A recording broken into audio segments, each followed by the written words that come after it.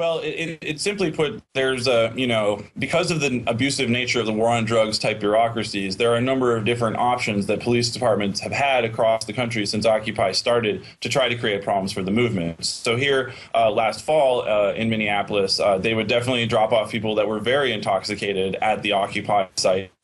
And it was pretty well known in New York that the NYPD was dropping off intoxicated people, telling them to concentrate essentially in the Occupy space while they were intoxicated in one way or another, or people that were known. And by the way, that's not your opinion. I mean, in Austin, they admitted they were dumping upwards of 50 drunks a day, saying, we won't take you to jail, come here. They were dumping the mentally ill, everybody, and then saying, look at it, they're having fights. Well, right, exactly, and so so there were fights in the last couple of weeks, and there was an allegation of a sexual assault, and so the question is, was the person who committed that sexual assault, had they just been through that program a couple hours earlier? Because that would mean that all of these law enforcement parties are directly liable for that sexual assault, and I think you can see how when this program is running, it really shifts the atmosphere in the whole space. It becomes a total distortion. That's why it's MK Occupy Minnesota. It's what happens when a government program with no oversight is rolled out. And I think that the reason that it has this nature that comes across in the video is simply because the war on drugs is so intrinsically abusive. It trains police to treat people like objects, and by the way, treatment, treat with them like human beings. You know, I agree. But look, I've studied, and I know you have, MK Ultra, MK Naomi, mind control. In the late 50s, early 60s, the CIA throwing suitcases of LSD into the University of Texas down the road, and Harvard, and Theodore Kaczynski was part of that program, and mind control programs, and government releasing the recipe for crack cocaine. That's all declassified. I mean, here they are. And these cops are compartmentalized. They're just like, we're doing a training program to see what drugs look like. Oh, give me a break. They're being taught to be drug pushers. This is outrageous. Well, and here's, if I can back it up for a second, I think the idea people should try to understand, regardless of their standpoint, is that we are all enmeshed in a web of power at different levels and different ways and different assumptions we make and who we're linked to and everything. But when people get flipped or taken over by the system, when they're turned into informants or peons or whatever you want to call it, it's happening because they're in a weak point in that web of power. And so here in the video, we can see people that are like far enough down that the law enforcement's being trained to get at them and then flip them over. And that's essentially, generally speaking, I think the pattern that we should all try to look for. No. I think that's the answer. Look for people they can provocateur and set up, generally assess them, create files on everyone, but find out who can be informants and provocateurs, because now the cops are giving you cash, money, cigarettes, and cocaine. Yeah, and I mean, it's been a rough ride with the Occupy movement. It's had its ups and downs, and I've been involved since the first day. But for at least one thing is that it's really flushed a lot of abusive and shocking practices into the open. Like people, if we just were simply telling people about this program, they probably wouldn't believe us. But because we were able to document it, which anybody can do if they work together in a team, you can make it happen. I just want to add, too, that I did not shoot most of the video. I essentially acted as kind of a coordinator, producer, interviewer. I shot some video, but this was a large project with people from 4 different organizations: Communities United Against Police Brutality, Occupy Minneapolis, Twin Cities Indie Media, and Rogue Media. So it was a real good collaborative project effort, but I think that if we can encourage people to do similar efforts, we can expose... Absolutely, and regardless of people's political persuasion, basic liberty and freedom and the Bill of Rights, Constitution, due process, human rights is the tie that binds us all together. I want to go to this. I want to go to this first clip. Let's go to that now.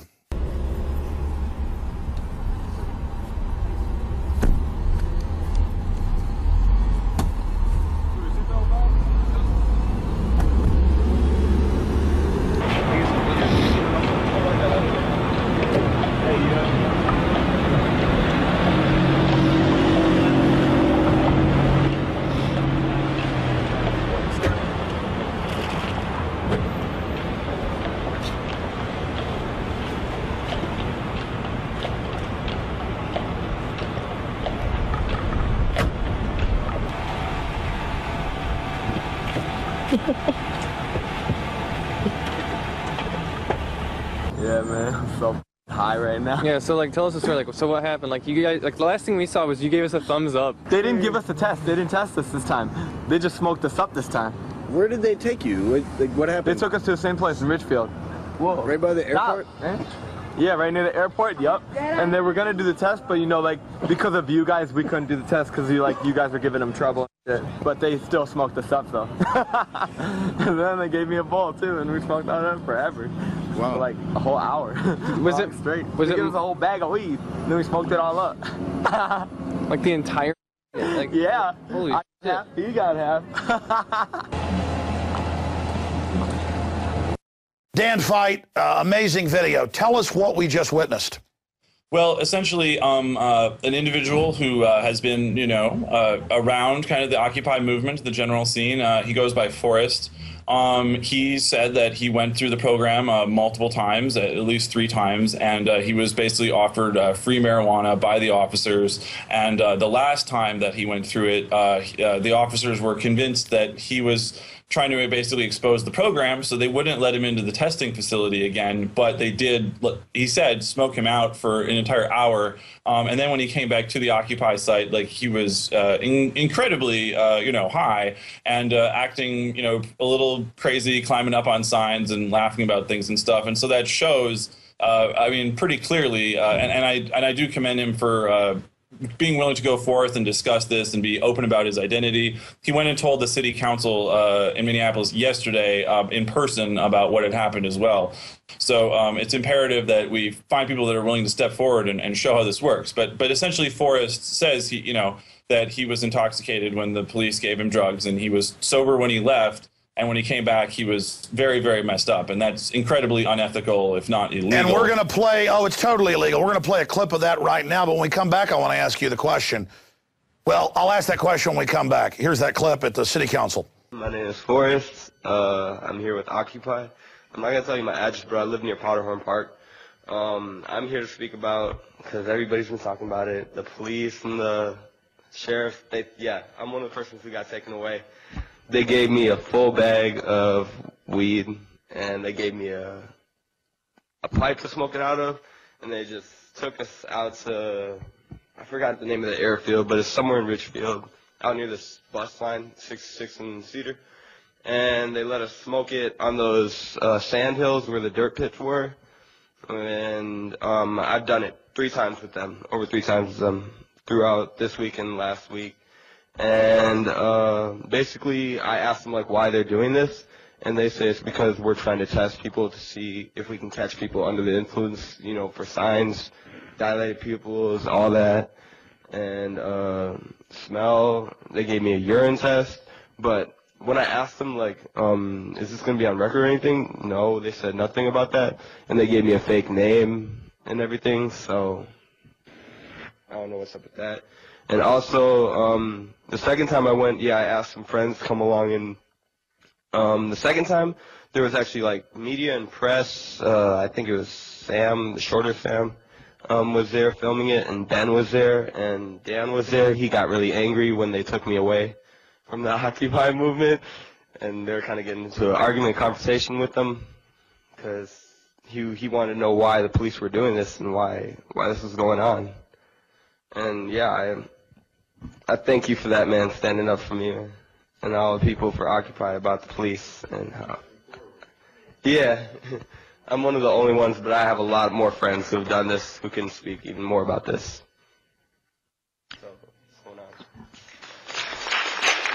going on? My issue is I drive up to checkpoints, or I've had cops pull me over and say, "Are you on drugs?" And I'm like, look, I don't use drugs. I don't use prescription, over the counter, any of it. I may drink a beer or drink some coffee. No, you're not going to search my car, get a warrant.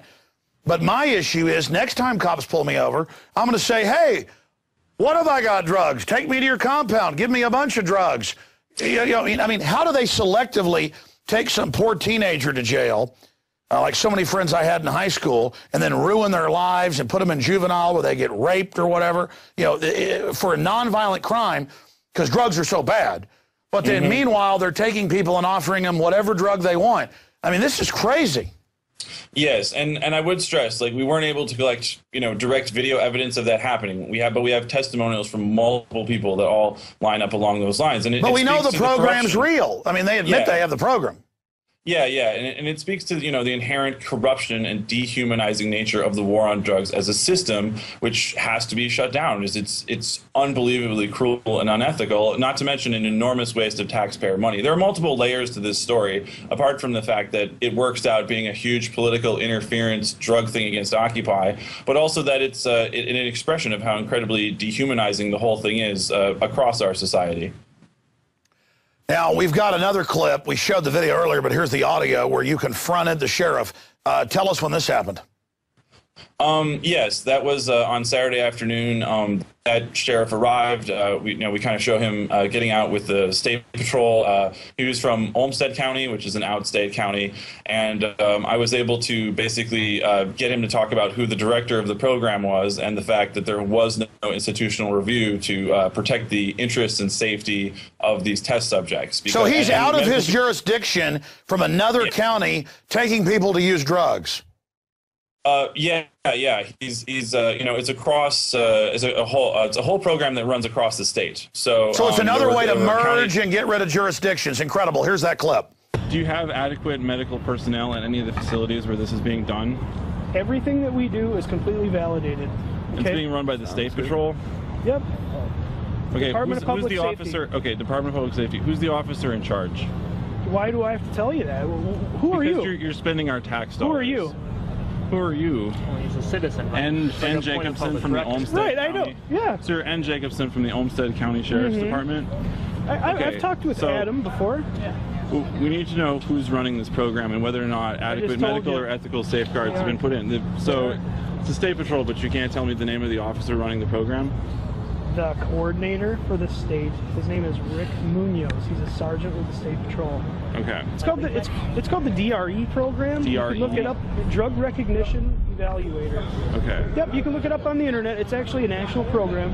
Okay. Yep. And there actually are medical personnel available when this is going on? Yes. Yep. Okay. Where do those medical personnel work? Where do they work? Yeah. Where are they with? Well, we're stationed out of Richfield, so it'd be the nearest ambulance service. Richfield. Yep. Okay. So next to the airport.